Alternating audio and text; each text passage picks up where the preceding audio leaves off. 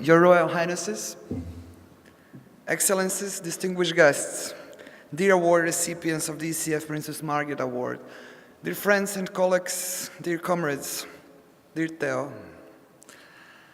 I'm honored to be here to celebrate with you the transformational power of culture.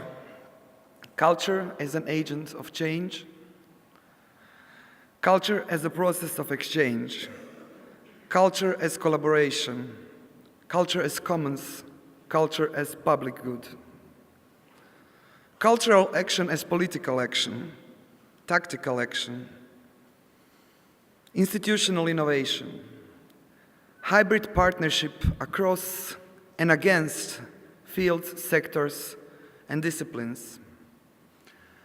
Critical thinking followed by daring proposals and concrete actions.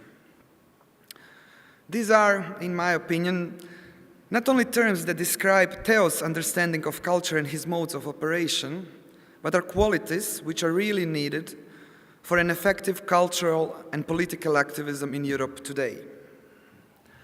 By this award, but also on other less formal occasions, Theo is recognized as a change maker in the cultural and in wider social and political realm. By political, I don't mean politics as in party or parliamentary politics, but political in broader sense of shared concern. Theo's political action is cultural one, and his cultural action is political.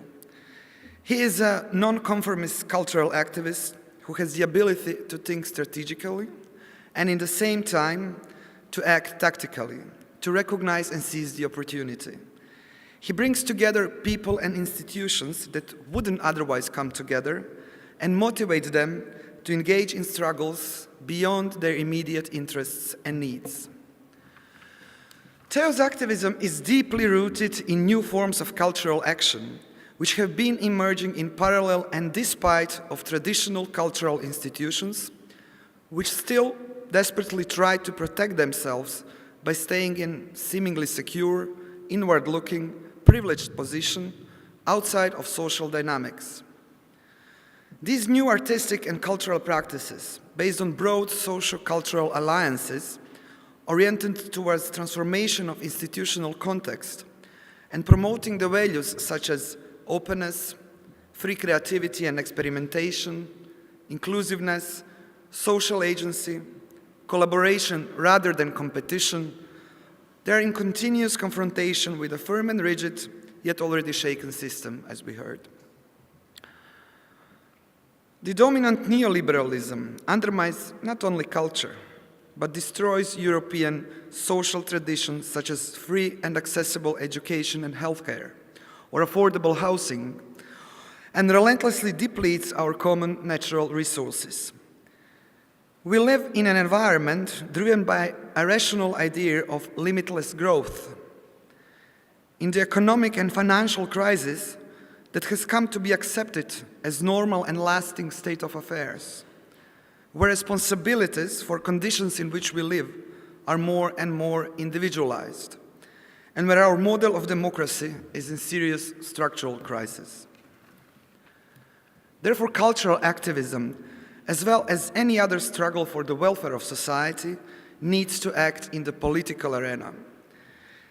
This means that we have to get out of our cages, or if you like or prefer, our black boxes, our white cubes, etc., no matter how comfortable or not they might be, and that we have to speak and act beyond arts and culture across often self-imposed boundaries of disciplines or sectors. Because problems and solutions in the field of culture are the same, similar, or complementary to those in other fields. And because divisions into the fields and sectors are obstacles for establishing new strong political actors and for encouraging social innovation. Realizing this, Theo and his comrades and collaborators, and I have to say here that I'm really proud to be one of them, we moved from marginalized areas such as cultural policy and started to interfere in the areas that are closer to the hearts and the pockets of those who are taking political decisions. Those who are not only elected politicians, but also imposed technocrats, dubious experts, invisible lobbyists, and controversial investors. The independent cultural scene has expanded its struggle to improve its position in a cultural system into a wider struggle for public goods, for our common resources.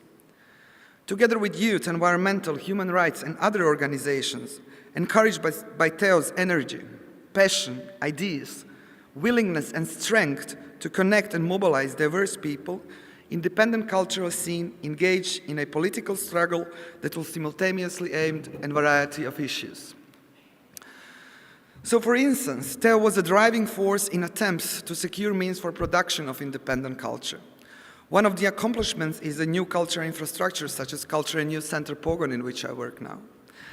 The other one is an innovative model of support, such as Cultura Nova Foundation. He has conceived and is involved in the implementation of new institutional model of cultural and social centers. Models based on public-civil partnership and participatory management of shared resources. Models in which openness and communality is protected by the forms of innovative institutionalization. Teo also initiated new kinds of networks and collaborative platforms in Zagreb with Alliance Operation City, in Croatia with Klapča Network, and in Southeast Europe with Kooperativa Network. A telling example of Teo's systemic thinking and strategic approach is Klapča, a collaborative platform based on program exchange, developed as bottom-up policy response to centralized system of cultural production in Croatia. Klapča helped many organizations to grow, but also created a reservoir of solidarity and of collective agency. This later proved useful in struggles for the changes in cultural policy and in urban contestations in Zagreb, Dubrovnik, Split, Pula, or other Croatian cities. The most prominent example of that work is Pravo na grad, or Right to the City, an initiative directed towards defending the public space as a common and public good.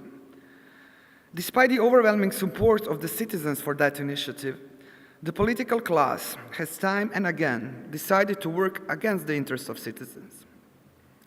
In a dependent peripheral economy such as ours, this means that the iron logic of capital necessarily wins out over social inclusion and political democracy.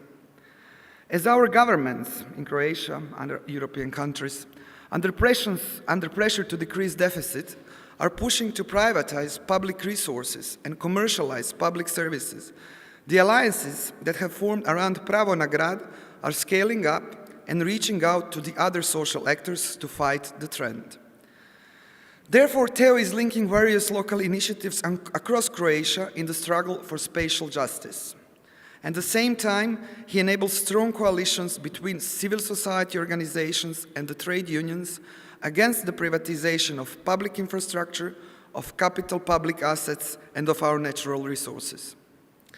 In the last 10 years or so, there have been numerous cleverly designed actions that were both appealing to many people and politically sharp and courageous. Teo's role was not only to be the key driving force, but also one of the main political strategists and the creative mind.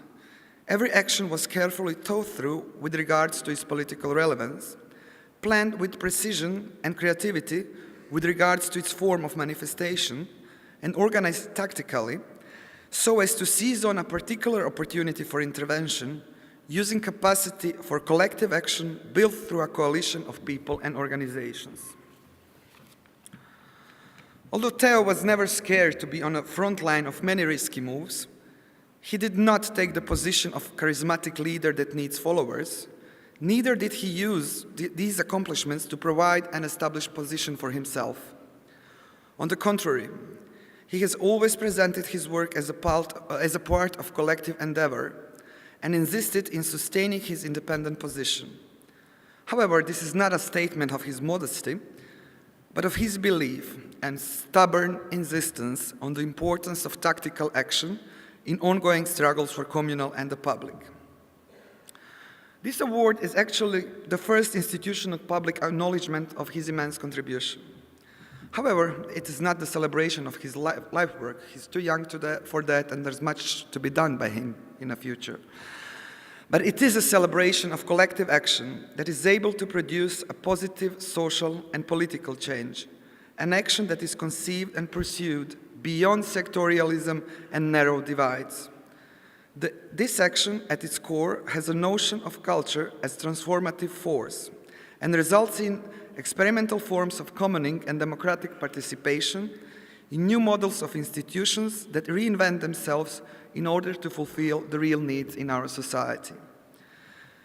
This award indeed confirms that although these struggles are always local, the issues and the values around which they are built are translocal and therefore of critical relevance for Europe. Thank you.